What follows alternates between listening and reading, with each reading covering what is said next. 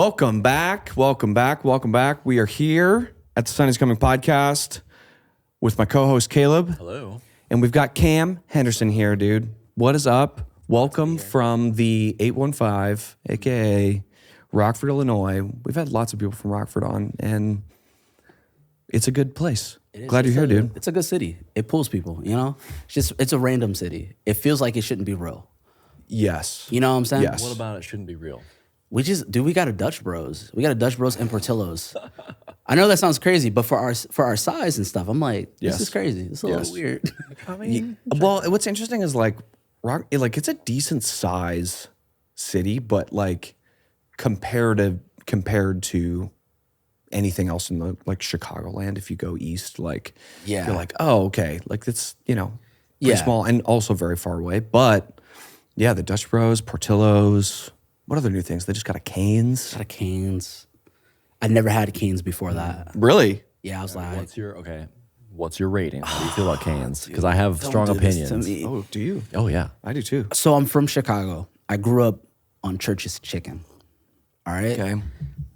Obviously, I am black. My standards for fried chicken is very high. Yes. Dude, I don't know, man. It's all right. It's good. Here's my take. It's decent. Tender. It's decent. That's right. Here's my take on Cane's. It's decent, but here's the thing that I have to hold against them. If literally the only thing you do is chicken, there is nothing else that you do. It better be amazing. And it's not. Now, do you like Cane's sauce? Sure. Yeah, I don't. The sauce is great. Like it's like my favorite It's sauce. good. It's good. I'll tell you, we just bought a house in October. Okay. First meal we ate was Cane's. We ate Cane's and Christen the home with Cane's. Yeah, with Cane's. is that strategic, intentional, or just happened to My be? wife loves Cane's. Well, there you go. My wife There loves you go. Cane's. Dude, it's all right though. It's decent. It's just all right. I pulled out. I was like, I don't know who Kane is, why we raising him, but let's check it out.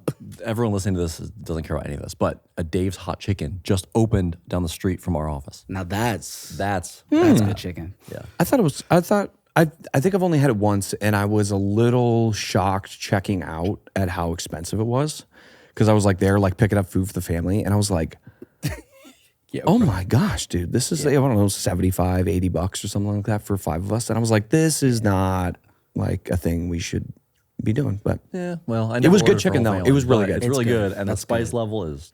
Yeah, they're also like really experimental with their menu. I love that. I appreciate that. Like, I want chicken. I can get Fruity Pebbles in my shake. Oh, Full send. I didn't know that was a thing. Well, hey, if you're listening and you want to drop your rating of Cane's in the comments, Or Dave's Hot Chicken. join the conversation. Anyway, what are we talking about? Cam, you're here in Rockford. You do ministry stuff. We won't get into it too far, but what we usually like to do is kind of hear the story of the guests we have and kind of what led them to the ministry work they're doing today. And you and I were chatting a little bit before we started recording around the shape of this podcast and sort of the framework we usually are doing. Typically we're talking to someone that's somehow involved in creating a Sunday gathering, right? And lots of different facets of what that looks like. And as we'll hear from your story, the ministry you're involved in is really an expression of how do we take the things that we talk about, the values we hold to in the Sunday gathering, and live them out outside of Sunday. Yes. And there's also some aspects of, church that you guys do in a unique way that we'll hear about. But I'm excited to hear what that has looked like for you. You're a teacher, you're a pastor, and you've had an interesting journey to kind of create a ministry in a really unique and challenging community. Yeah. So let's kind of put that to the side and start back with what got you into church world and how did you get started? Yeah. I think I stepped into ministry in a very confusing, conflicted time of the world. So I graduated college from our church in 2020. So I graduated high school in 2015. So for 5 years, I did ministry completely for free, right? So I'm leading, preaching, teaching, building, creating all through college. I've had the opportunity to do a little bit of ministry work. I had the only job I could find was a job for Youth for Christ. So I was doing ministry to pay for college so I could do ministry. So it was just ministry on ministry on ministry, right? Yeah. And so then you're learning all these techniques, all these thoughts, all these, cool things. 2020 happens, COVID, and all of that just goes out the window. The board is completely wiped. everything, you got a blue sky. You know, everybody's trying to figure out what to do next. And for me, I think I've always just thrived in the absence of order and even in chaos. There's like a test, I think it's called the wave thinking test. Have you guys ever heard of that? Wavelength thinking test, I believe is what it's called. So the highest you can score is like a 9 or a 10, I think. I scored a 9.7. So like for me, ideas is just, I love it. Like I love bringing stuff from like up here to down here and making it. So I was like, dude, let's have some fun. So we started to get very experimental with like our ministry. And at the time, I think I had a middle school life group. We probably had like 12 kids.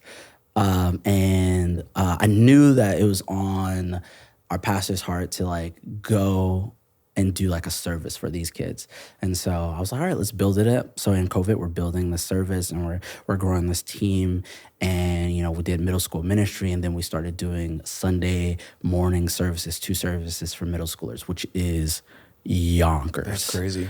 Dude, absolute yonkers. This is during COVID. This is during in COVID. person or online? It started online. Okay. So we launched an online YouTube service. And the way we did it is that we created this like crazy elaborate like interactive service game on YouTube. And kids were a part of teams. And so for one of the season series we said it was called Surviving the Apocalypse. So it's in the middle of COVID. The theme is Surviving the Apocalypse. There's 4 teams. This is so crazy. But there was like, we were like, okay, we create this like fake world and there's zombies. And these kids have to like make decisions in the chat that will be the fate of their team. And we're just doing this interactive every Sunday. Okay. So then we did like the climax of that service was when we finally got into in person. All the kids were coming in there, and then we started doing in-person services. Probably like, I want to say, fall of 2020. Okay. We were in person. And so then we were running that. And then I got to the point where, you know, discipleship is super, you know, it's big to me. It matters a lot, right? And so we were leading this group, and we had life groups for each one. They were small groups, and they got to a point where me and my wife, we were like, hey, we're not discipling anyone right now. Like our bases are covered. And so I eventually started a young adult life group, and then that kept growing and growing and growing. And then from the young adult ministry that we started at our church, it led us to here. And this is how it all connects. That was all through City. That's all through City First. Yeah. So all that to say this, I noticed that the common factor in every type of ministry I would build and create, from the middle school ministry I created to the young adult ministry, and even to now what we're doing, is that it was all outreach. And I think in COVID, when you were doing ministry, so like, there's nothing before that, right? So there's no culture. There's nothing holding you to some random golden calf. Yep. Blue sky. You don't have to do this because it never existed. So the sky's the limit. Let's start new, whatever we want to do. It was all outreach focused. Like, and because we had to, because we're talking about kids who were just on the internet in Rockford. Sure. And so we're like, how do we reach them? So we weren't even thinking about the 4 walls. Yeah. Completely not even the thought. We were like, let's just go wherever there's darkness, let's just bring light to that. That was the idea. So that was like the DNA, the framework of the middle school ministry, and it was the framework of the young adult ministry. We were doing these pop-ups that I called Zolas. And we would literally go into these abandoned buildings in Rockford. We'd rent them out, and we would host a service there, which was way more difficult than to just host it at your church. Yeah. You know, but I was like, there's just a lot of people, which is crazy, that would show up to an abandoned building with music. That's crazy. That is and exposed brick and like electrical cords hanging out the ceiling. I'm surprised they would let you rent that out. Dude, it was difficult. Rent out. We meet term. like services closed. I'm like, y'all gotta get out. Right. Y'all gotta go. Thank you so much. The Lord loves you. I'm like packing up quickly. So we would do that, and then at one point, Jer, you know, he had placed the seed a long time ago. I was probably in college when he first placed the seed. He was like, hey, I would love for us to be able to help our community, specifically like the area of Rockford that you grew up in, which is the 13th ward is what it's called now. It's one of the wards of the west side of town, which is like the most, poverty-stricken parts of Rockford. It's bad, you know? And so he planted that seed, and then he basically was like, after I was doing YA, and YA it was growing. He sat me down. He's like, hey, YA is doing amazing. And because Y is doing amazing, would you be interested in maybe taking some of like the skill sets, the ideas, these rubrics, all the stuff that you've built over the years and use it in this area? And that was the Rockford Empowerment Center. And so it made sense because I was like, yeah, I guess when you think about it, everything I'm doing is outreach.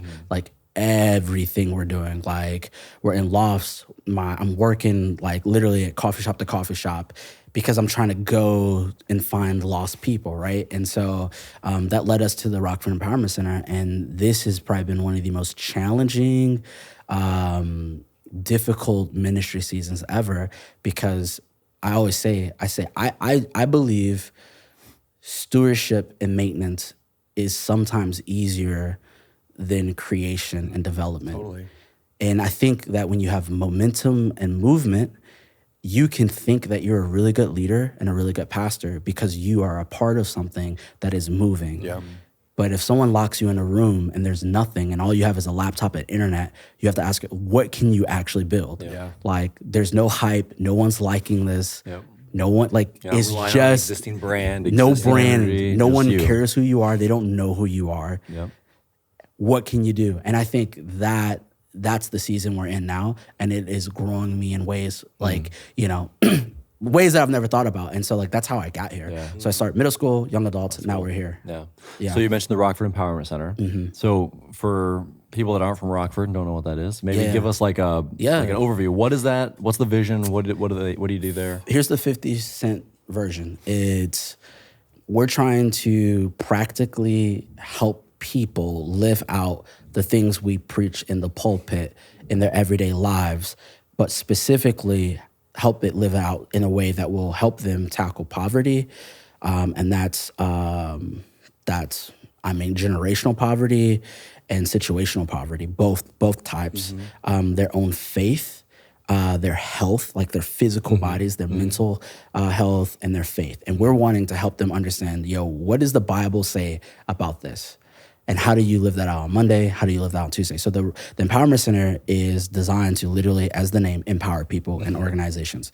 I say it all the time whenever I'm like going somewhere and I'm giving a pitch to people and they're like, what's the Empowerment Center? I'm like, hey, you've heard the saying, give a man a fish, he eats for a day. Teach him the fish, he'll eat for the rest of his life. Why stop there?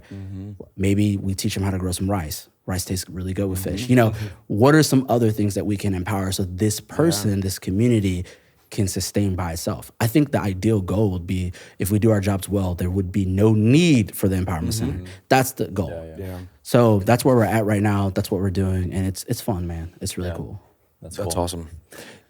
Yeah, I was just gonna say, like, I've only been down that, like, in that area of Rockford a handful of times, and like it is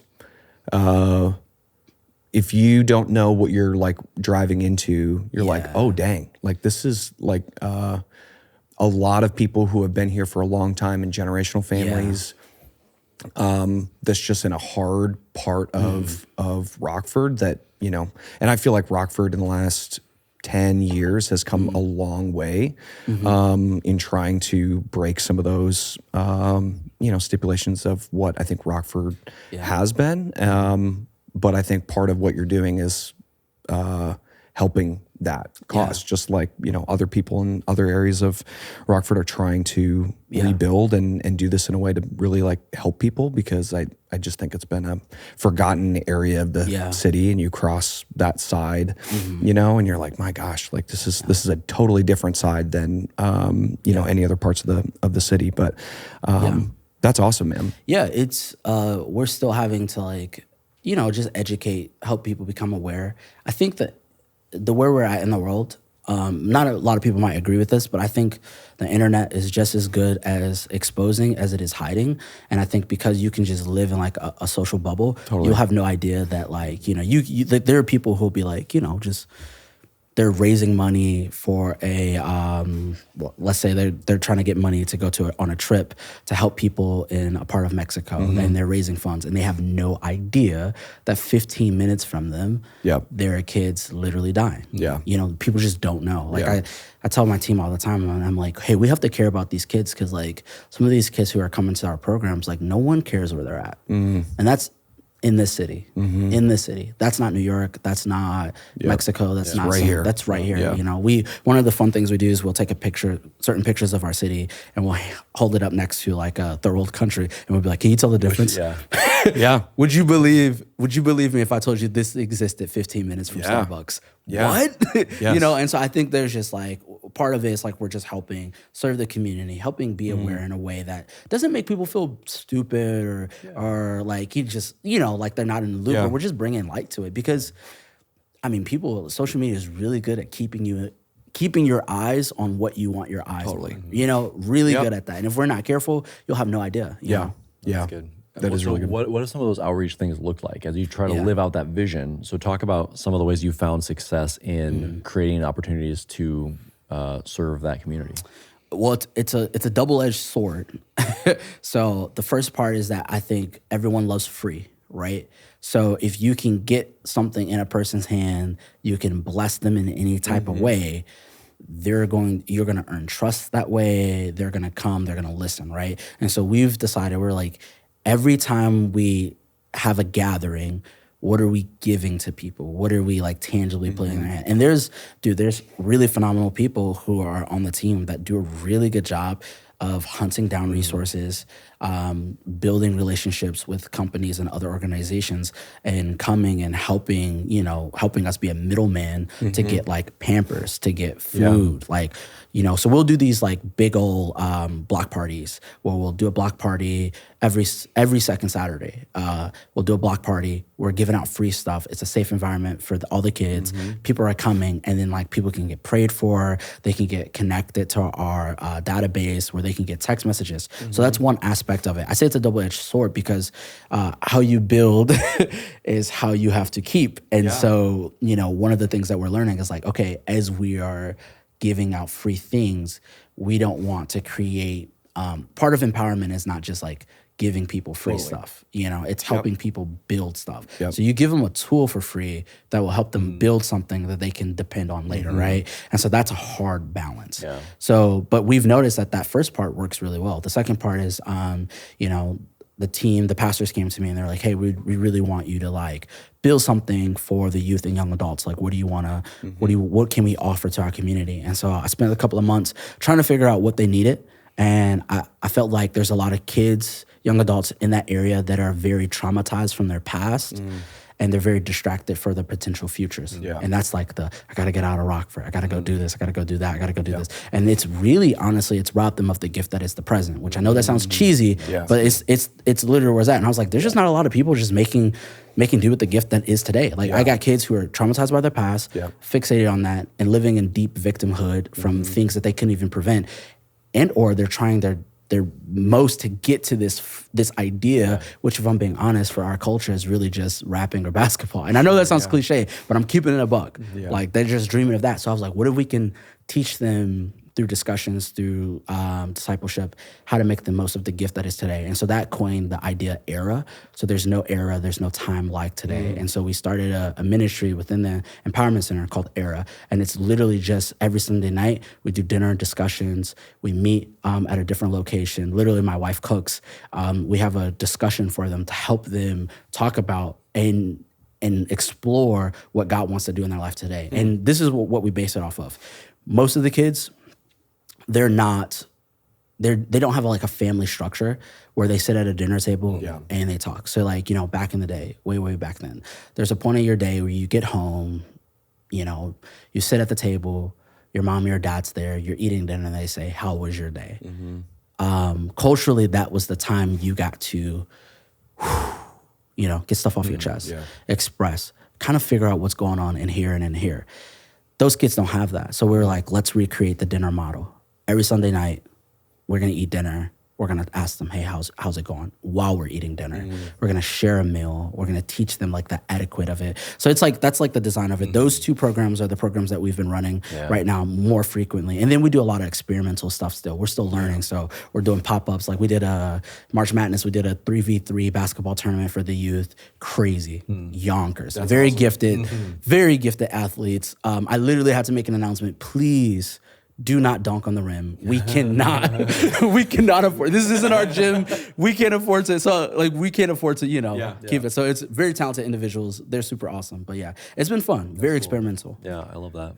I love just the idea of the way you just described like the sharing a meal with somebody. And I just go, man, like it's such low hanging fruit that feels almost like too simple to do. Or like, I think so often in ministry, I say this for myself, like I would overcomplicate how I need to do something or plan something, plan an event, plan some gathering, and then it would be so overcomplicated that it either wouldn't happen or whatever. But when you go back to it and you just go, hey, like sharing a meal in that way and realizing that, hey, maybe for me, like that was very normal growing up to be able to share a meal with my parents to sit down and, for sure, 3-4 nights a week. Yeah. And do that. But for somebody who hasn't necessarily experienced that, that I think that's one massive piece of it. And then I just think of like, it reminds me of like Refuge, right? Refuge Foundation out in Montana, Wyoming. There's a bunch of different amazing organizations that do stuff like that. But like, there's only one rule when you're on those retreats, and it's like we gather at 6 o'clock for dinner as everybody. It's the only thing we have to do. It's the only thing that's required while you're here. So good. You sit at a table with 15, 20 other guys, and you just talk about the things that you are dealing. It literally, there's nothing, off the table that you can't bring up or talk about. And just the freedom that can provide somebody, especially if they've never had an opportunity to do that, or the idea of going, how do I even share with a bunch of people that I might not even know in this, room. Well, that makes me think, to your point about like the other part of those gatherings is discussion. Yeah. Right. So I'm like, what are the kinds of, not necessarily specifics, but if you kind of thematize it, like here are the things that these kids or these young adults are wrestling with or have questions about or come up over and over again in these discussions. So I think, well, one part of it is that kids are learning how to express. So in their day-to-day, and their day-to-day, they don't really have permission, nor do they have space to think out loud. A lot of it is impulse, and they're left to raise themselves. So they don't even have the privilege to speak openly about what's going on in here and in here. And the only time they do get to do that is, what we've learned, is when they're in trouble. So you mess up at school, or you hit rock bottom, or whatever the case is. Now you have to go and talk to this PO or whatever the case is. Yep. And you gotta talk about, hey, well, how did you get here? So there's a very direct, bad, I would say, taste in their mouth when it comes to discussions. And so what we have to do is we have to hit that culture head on, and we have to honestly aggressively just create a space that's safe for them. And so the discussion topics, it's very simple, like you were saying. And some of the ideas that we've tried to, because again, there's distraction of the past, obsession of the future. We're not saying the past is, you can't dwell on it. We're also saying you shouldn't plan for it. What we're saying is well, let's teach them how to, because that's important. So we just got out of this series called Honor Forward. For 7 weeks, we talked about what honor means. Kids have never heard that term. What is honor? But the idea is that it was honored forward. So the only way that you can actually move forward in life is to recognize and to honor the people that are a part of your life, even the people that you don't think deserve your honor. Because if we look at the Bible, honor is literally a commandment. Has nothing to do with respect. Two different things. The world teaches it differently. The Bible shows us hey, you're going to honor your mother and your father. You're going to honor people simply because they bear the image of God. Now, if you want to respect them, it's up to you. It's up to today's world is very different. We've swapped those. And so we've teach them hey, let's have a discussion about honor. No kid wants to talk about honor. And we literally for 8 weeks, we just talked about, hey, let's talk about who are the easiest people to honor in your life. 40 minutes, we're just eating, literally, we're eating Hawaiian rolls and food, and they're like, man, I this and that, and this and that. And then, the next week, what is the hardest time? Who is the hardest person for you to honor? And so we build up to it. We're putting investments in relationally with this type of discussions. And then around the 6 week, 7 week mark, we're really, making some big withdrawals emotionally.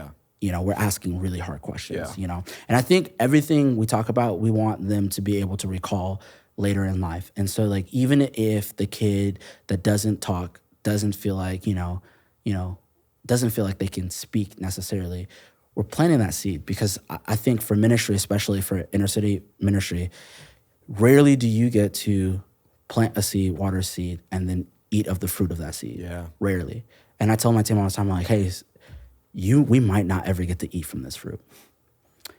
We might not get to water it. We might not get to plant it, but we will get one of them. Like that for sure. So let's just get what we can get. Yeah. So some days we're just planting seeds, dude. Kids don't say anything for 4 weeks, and then, week 5, they'll say something. I'm like, wow, that's huge. Yeah. So I guess hopefully that kind of like, Yeah. Answers that a little bit. Oh, that's cool. What's the age range of like the majority of people, like the kids that are showing up? Or is it like specific to, different groups and you're doing it for different age groups? So it's so funny because me and the team are literally like actively kind of discussing this. We changed the ministry based off the need. And I think it started off as just youth and young adults, right? But then what we noticed is that we have certain like caretakers and or parents who they will sit and hang out. Sure. Because it's like They're there to drop their kid off or whatever, yeah. But they're also kind of like, what else is there to do, you know? And so, like, for instance, we have a lady who was bringing her granddaughter, and then she just kept staying longer and longer until eventually it led to her having her own encounter with Jesus at this event. And she literally, for the first time ever, she was like, I can't wait to come back to church. And that did something to me because she identified this space as her church, which I think I forgot because the definition of church is just the gathering of Christians. Yep. So when you take the brand away from it, you take all the legal stuff, and you're like, we are technically a church. Yeah. Because we're just Christians gathering. Yeah. Underneath the church, all that stuff. So that changed things. And she came back. She comes every week. Recently, she just brought a friend of hers, and her friend came for the first time. And what I'm noticing, you're seeing the change. You're seeing a change happen. You're seeing like something that you're creating benefit. And I think it's weird because in the church world, we cut these weird lines where we're like, this is just for middle schoolers, or this is just for youth. Yeah. This is a topic we'll talk about in youth. We'll never touch this on a Sunday morning. Yeah. This is a topic we'll talk about on a Sunday morning. We'll never teach this to youth.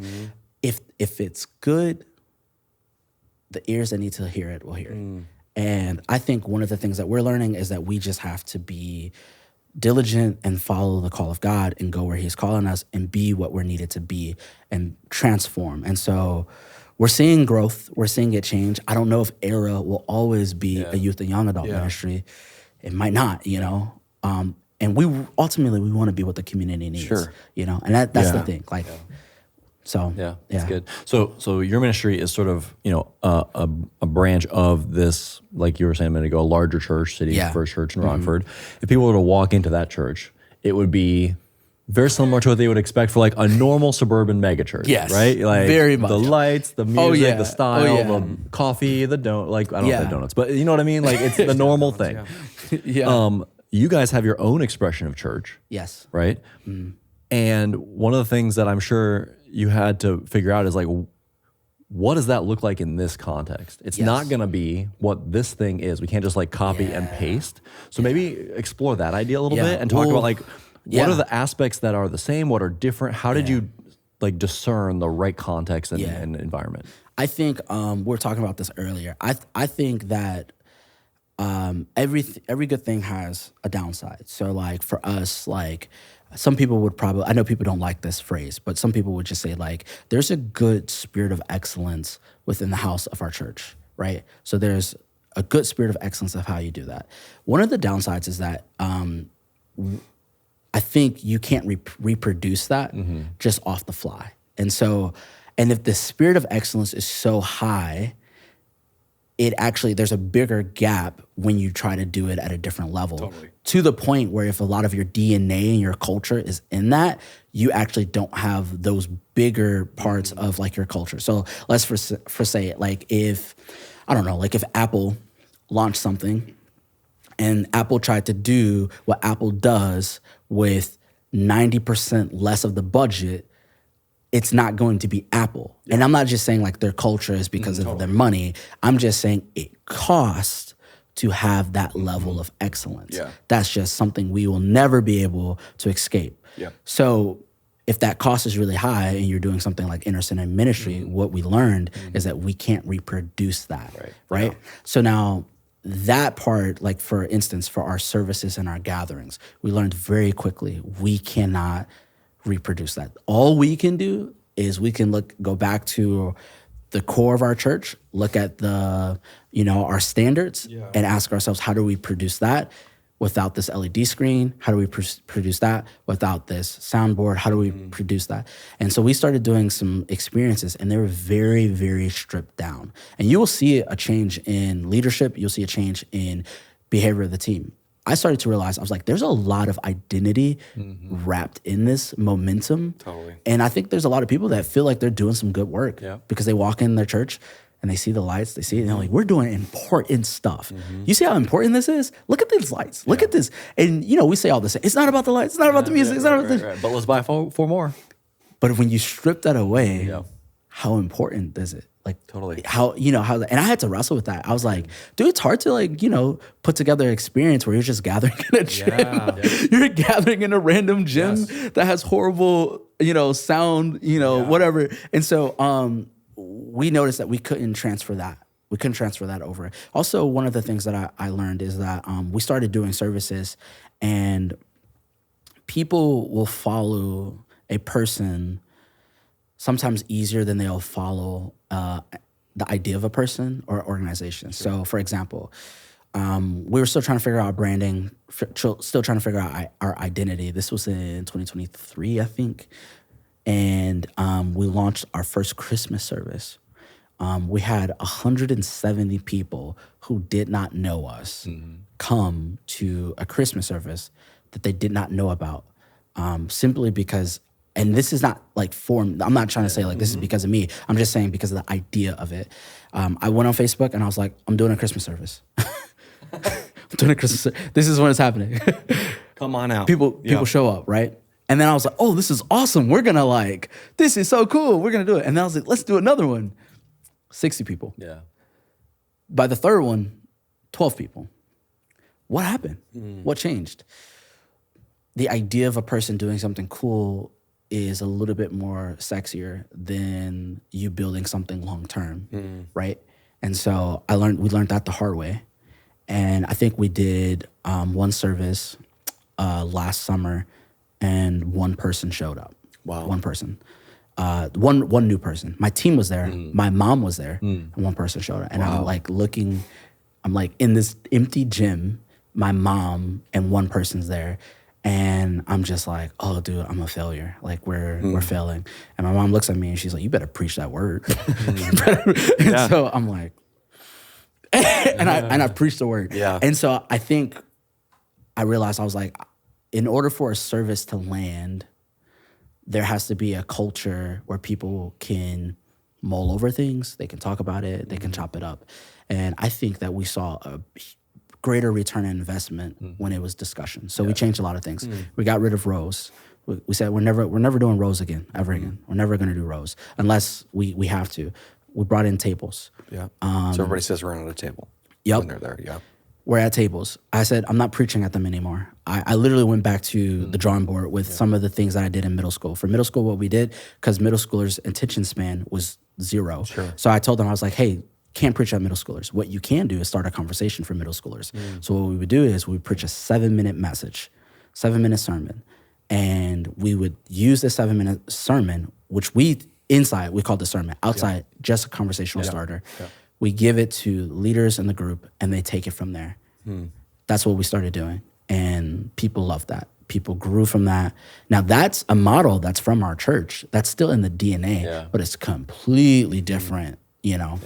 So it's interesting stuff. We learned the hard way. A lot of trial and error. I think that's so important because, you guys have a unique context in the way that you're doing things, but I think the idea of that is translatable to literally anybody who's in church ministry or doing creating gatherings, because how many small or mid-sized churches or even large churches are looking at the church that is like just a little bit bigger, or just a little bit cooler or different than them, and they're thinking like, oh my gosh, I have to get to this point. You're okay. I just thought of this. The kind of mantra that you said earlier of like traumatized by your past and distracted by the future, like you could overlay that onto an entire ministry, or like volunteer teams or staff teams of like they can be caught in the same thing where they've gone through some hard stuff in their ministry life that they're stewing on, or they're looking at what they imagine their church to be or their ministry to be, looking at other people and distracted by like, oh, when I get to here, then I'll have arrived. And they're missing the ministry they're doing right in front of them. You know what? If we can go there, I think we should. Yeah, dude. I believe wholeheartedly anything that God has put on your heart to teach to your congregation, he's trying to teach to you. And for some of us as ministers, as pastors, as preachers, we just simply only learn or open our eyes to it when we're trying to share it with other people. So sometimes God has to put you into a situation to teach it because he's like, actually, like this one's for you. And you're 100% correct. That is our problem. And I know there's some people probably are like, well, practically, what does that look like? So practically, we don't have a building. The Empowerment Center does not have a building. There is no mailing address for the Empowerment Center. There is so much insecurity wrapped up and distraction in the future of trying to get a building that I battle with, that our team works with. And we're telling these people who don't even have a house that you can trust God to take care of you. Simultaneously, God is telling me every time we plan, every time we meet, do you trust me? Well, God, if we had a building, it'd be better for us to get our branding in. We could do this event. If we could had a building, we wouldn't have to show up. I mean, we're doing pop-up, tear down church. Like it's literally like a church plant, it feels like. And I'm like, but it's tiring of my team, God. And I'm like literally wrestling back and forth with God, God, you don't understand like the toll this is taking. Like if we could get in the truck here to here, and God's like, dude, you're preaching to these people that are spending all of their bus fare to get to you, and they don't even have a house. And you're telling me you can't do what I ask you to do because you don't have a house? Dang. Come on, dude. So it's a mirror. We're learning it. We're preaching it and trying to believe it as we're teaching it. And you know what? To be honest, I think that has given us dare I say, a holy connection with the people we're trying to reach, because they know they can trust it. Because they're like, I can trust it. I can trust it. I can trust it because you're living it, you know? It's a very, the Empowerment Center has 2 employees, my boss that oversees me, makes sure I'm doing what I'm doing, and me. And so everything else is completely volunteer ran. So I think that brings a whole new level to planning and stuff like that. You know, my day starts when my team gets off work. So our meetings are 7 p.m. Our calls, our text messages, they're off work. That's when my day starts. The first part of my day, I'm literally like, you know, I'm trying to get my stuff together. I'm buzzing around, connecting with people.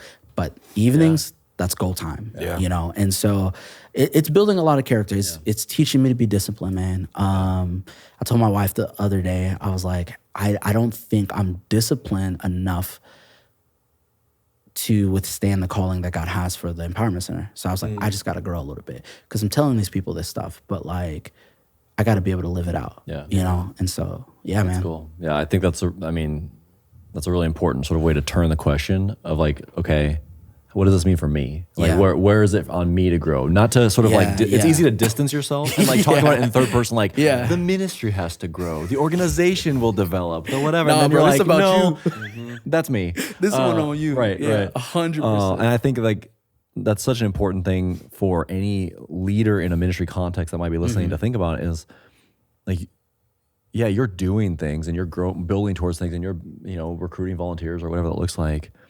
But in parallel with that, how are you growing? How are you learning? What is the thing that you're, you know, uncovering or wrestling through or whatever? And I think not using the ministry as sort of a shield to protect yourself from having to ask those questions. Yeah, because if God's placed something on your heart to teach or to put out there, I think especially in our field, it'd be easy for us to think they, them, like this is for them. Right.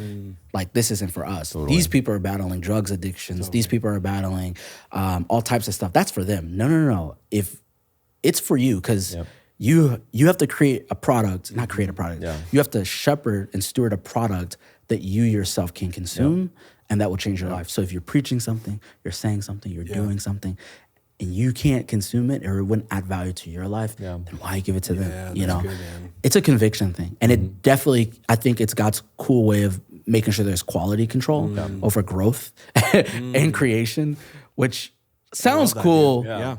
Hurts like crap. It's hard to, it's kind of humbling to think like you're the cap sometimes on where the future growth is going to be, right? So like, okay. Yes.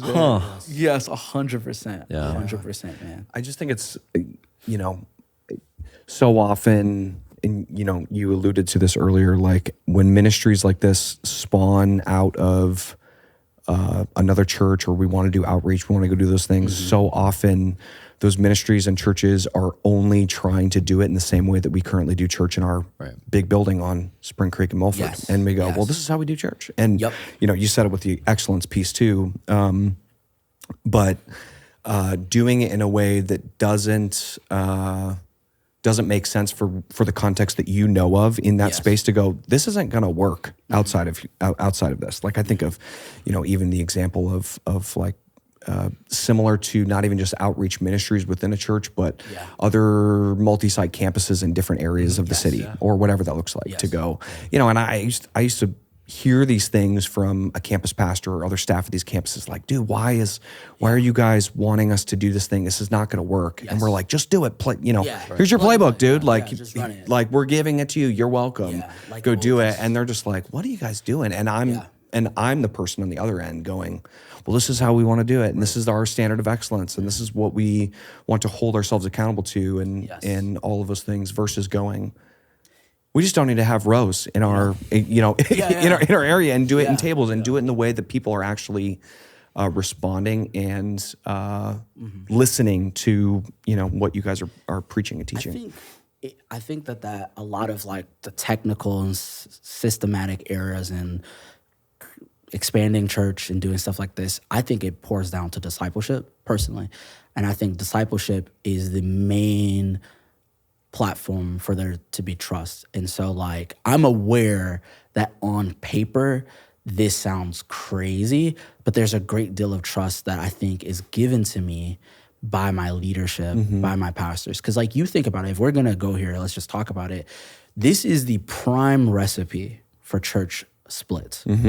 Young guy, talented, knows how to use Photoshop, goes out, sent out to create something, frustrated that they can't do it the way they want to do. There's not trust on the other side, feels like they have to take it and really make it what it needs to be for it to work and for it to thrive. Then you have brand conflictions, then you start getting to dogma and doctrine. Now you're switching things, and we believe this, and then before you know it, you got your own logo, got your own, like, and now all these people are coming in and do your thing. Like, it happens so often.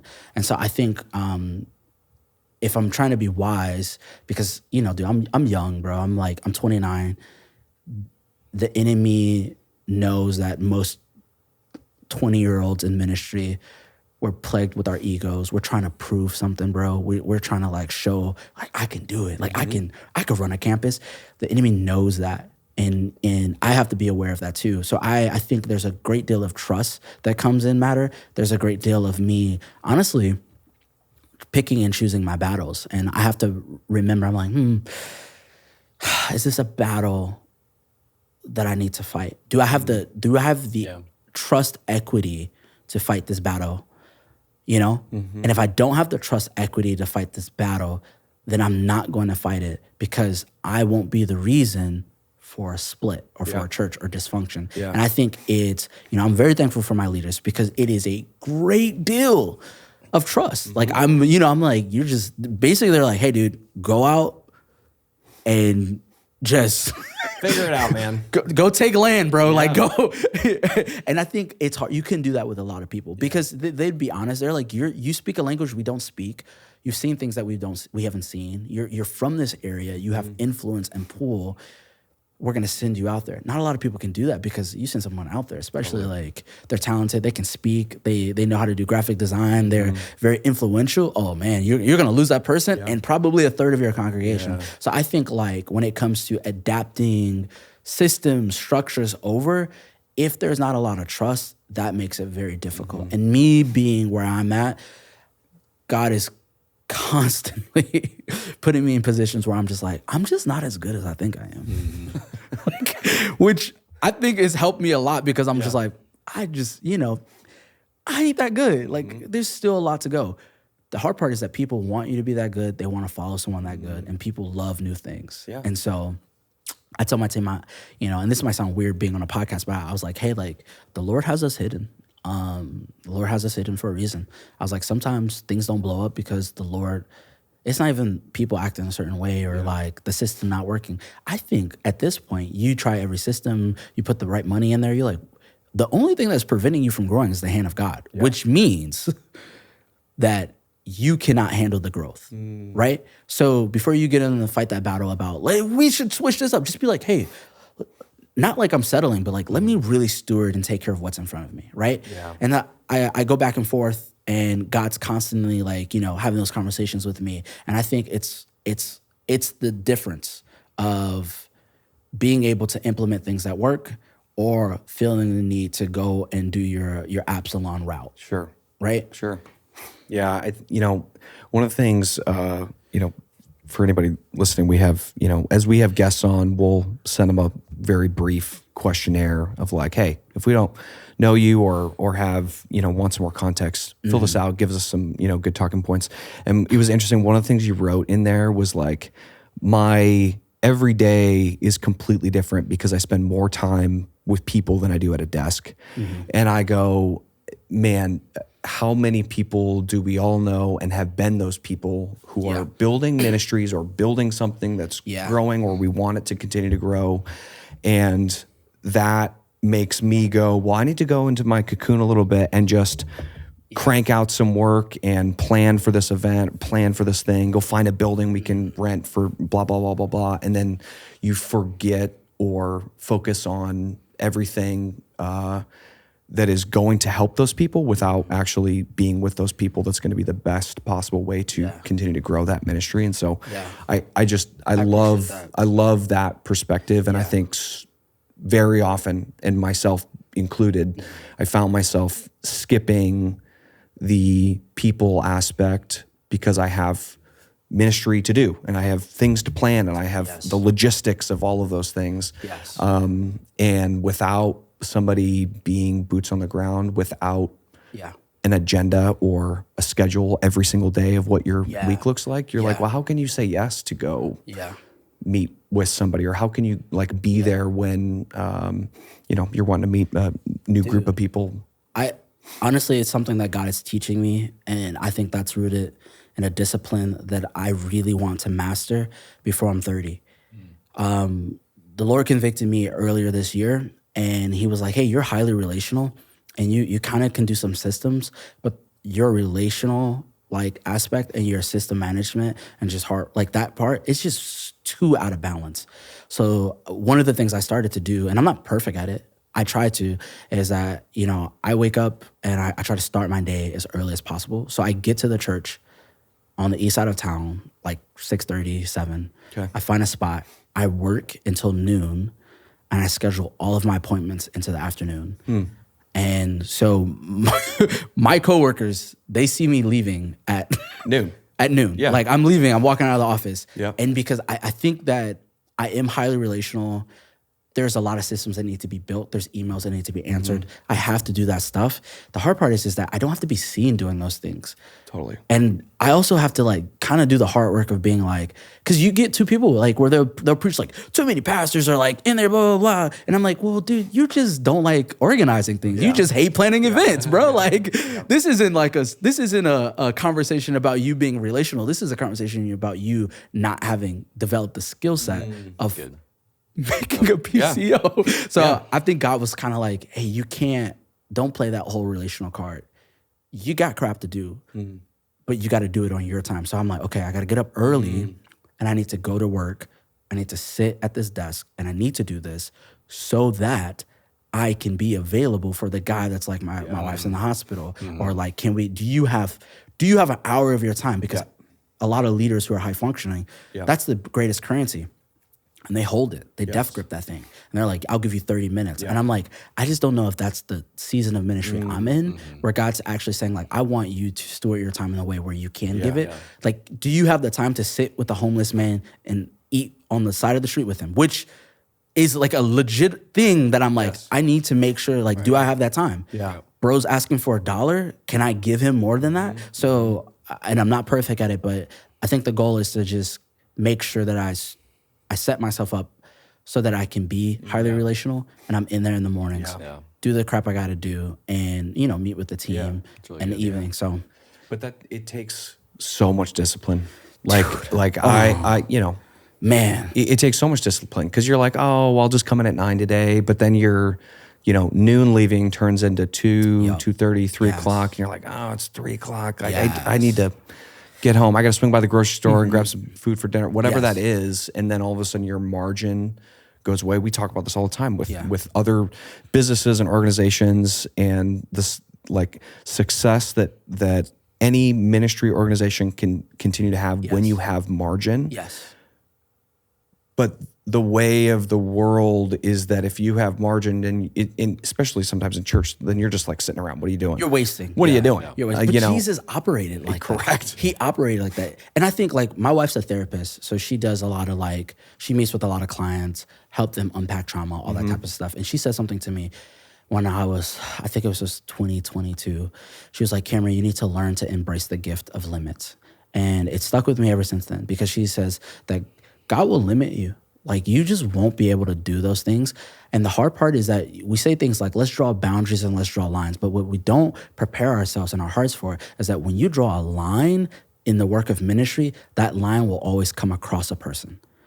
That means a person gets hurt. So if I'm creating a boundary while there is traffic in motion, when I draw that line, it hits people. And we have to embrace the limit of that. Yeah. And so sometimes, dude, I'll literally be like, man, it's noon. And I have to. Yeah. Same thing that happens with our ministry, though. Like, we, so stupid. Raising funds, try my hardest. We got a summer camp coming up, July 9th to the 11th. It's a summer camp for inner city kids, day camp. That's cool. Try my hardest. I just wanted them to have an LED screen, bro. So stupid, right? So stupid. I've cried about this, literally. Yeah. And I'm like, God, like, these kids, like, I just want to give them an experience that other people have gotten. Like, can we just make it a little cool, God? And I tried my hardest, dude. Call after call, raising funds. And I couldn't get the yes. It was like a line drawn, the limit. And I was like, hey, what you can do is limited. Yeah. And God says that's good. It is blessed. Embrace it. Got to do it with your schedule. Gotta do it with your events. You know what I'm saying? It is so stupid thinking about. I'm like, I actually cried over an LED wall. Like, why am I doing this? But it sucks, you know, especially through our day to day. I said I was gonna reply to that person. I said I gotta draw a line somewhere, you know. So yeah, man, that's really good and hard, like challenging, because people are in those roles because they care about people. Yes, right. Yes. And so it's like you don't want to have that happen, and like to your point. Like, you just have to do it. And I think, it's kind of, it's, I don't know if cliche is the word, but, people talk a lot about like health and sustainability and like boundaries, as you're saying. But like, it's true. Like, do you want to be able to help people 5 years from now? Well, then you have to sort of steward your energy and your time today to make it 5, 10. You know, this podcast, how many times have we talked about like rest, replenishment, like intentionality with your time to like not always be grinding, and how that is an important value. So good. So good. And that expresses itself sort of in like larger chunks of time away, but it also expresses itself in like managing your time and your energy just moment by moment, day by day, how you do things in smaller chunks, but it's not easy. It's not. And I have a long way to go. Like, I think being aware of like where you're at in the journey. It just makes it so much easier. It also helps me not like go through like, I think the 20-year-old trope of just everything I do is like me proving something. Because, you know, people have said it like, when I was doing ministry, the world wasn't watching me.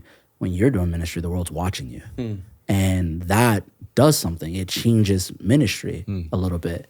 And I think there's just a lot of things that get in the way for people who are just like probably in the season of me. Like there's a lot of young church planners, young pastors, young people, and we have to remember that. And it's so, we preach it so well, we just don't live it that well. It's like, dude, like this isn't about what other people can see you doing. This is about you helping a specific group of people in a community. And most of the time, that's not going to be in Vegas. It's not going to be on the Bible Belt. It won't be in New York. It won't be in any flashy place. Yeah. There's people here who are lost. What can you do for them? You know? I just think like I love that, and I love that in the, you know, the youth and young adult side of things, because regardless of whether or not those students and young adults ever end up doing that future thing that they're trying to do of leaving Rockford, and if they end up staying, you know, who knows what the percentages of those people that end up just like staying there. But how different will hopefully their families be, even if they're still living on the same street with their spouse or children 10 years from now, because of the things that happened to them when they were 15, 16, 17 years old, going into that in the most, I would say, molding, I don't think that's the right word, but like that era of your life molds so much of where you end up going, and the decisions you make and the values and things that you put on yourself in those such crucial years of your life, that, you know, you may not, just like you were saying earlier, you may never eat the fruit of that tree that you plant. You may never. And you may never know or hear the story about it or any of those things, and being okay with not knowing that and going, hey, God, we're doing what we can do in the moment, right now, in the present. And even if this person shows up tonight, and this is the first and last time this person shows up, you know, that hour-long, whatever it is, whether it's a dinner or a table discussion or whatever, like, has the ability to impact people's lives forever. And when we don't get to see the fruit of that, sometimes it can diminish what you think you're doing in the moment and what success is, all of that stuff. And so I just think like doing ministry like that, I want to see more churches and ministries do that kind of ministry in the areas that they have 20 minutes from their main building. Dude, that reminds me, my wife would probably say like trauma response is behavioral. So it's a behavioral pattern. And so you respond to certain things based off of patterns in your life. And so there's this song by King's Kaleidoscope called Safe Retreat, one of my favorite songs I used to listen to all the time in college. And the idea is that if you can build a place that people can retreat to when they experience conflict, it will shape the way they respond through habits. And so what we're doing through the Empowerment Center is we're building this safe retreat so that when they get through conflict in the future, they can go back to a moment, conversation that they've had in the past that will shape how they're going to respond to it. And that's that investment that we may never, ever get to see, right? And that's why we have to have faith. And that's why only the church can do this work. Only the church, because it runs off faith. You cannot measure it. There's no metric for it, nothing. So you either have faith and you're like putting your life on the line to this. You're giving up your best years. You know, I've given my late teenage years. I've been doing ministry since then. I've given my 20s, my best years. I'm just giving to this idea that people will have an encounter with God so strong, so real, that later in life they can go back to it. Yeah, that's good, man. That's so good. Where do you kind of see the next chapter headed for the Empowerment Center? What's kind of on the horizon right now? Within the inside, man, the conversations I've had with God is that I need to do things to position people to be able to give more. So I have a team of people who are very hungry. They want to give more. the natural conflict is that whenever you're building a church or you're doing any ministry, you can only pay people so much, right? And so I look at the gift settings that God has given me and the talents that God has given me. And recently I've just asked, I was like, God, I need to be able to bring these people on. Help me level up and steward finances in a way that people can really give everything they want to for you. I want to build something that will help a person be like, hey, man, we're hearing about what you're doing. We've been praying. We live in New York. We want to move to Rockford. I want to build something that is worth their time, that's important enough for people to make the decisions and the sacrifices. I think right now, and I don't know a lot, but what I notice is that I just don't know if we build things in a way that it gives people the opportunity to even make a sacrifice for God. Like, can they sacrifice? Can they up and move their family? Can they change their jobs? And so one of the things for me is I was like, hey, God, I always think inwardly first. I'm like, before we do more and before we push more, before we build more, strengthen this. Help me do some things so that I can take care of people and I can ask them to give more. Because that becomes easier. It changes their yes. And so I know that's like probably a different question, different answer, but that's honestly, if I was to be truthful, that's where I'm at. I'm like, Lord, help me grow this. I want to grow it in a way that people can like really give their all to it. And I want to build something that's worth people's time. If it's not worth their time, then what are we doing, you know? And so systematically, that means growing. That means getting better at, like, you know, grant writing, getting good at that, figuring out what that is. That means me utilizing all my gifts so that I can give back to it. It really means changing my approach from it. I think there's two ways that people build. One way is that they're like, okay, God, like, you said that, like, you want me to build an ark.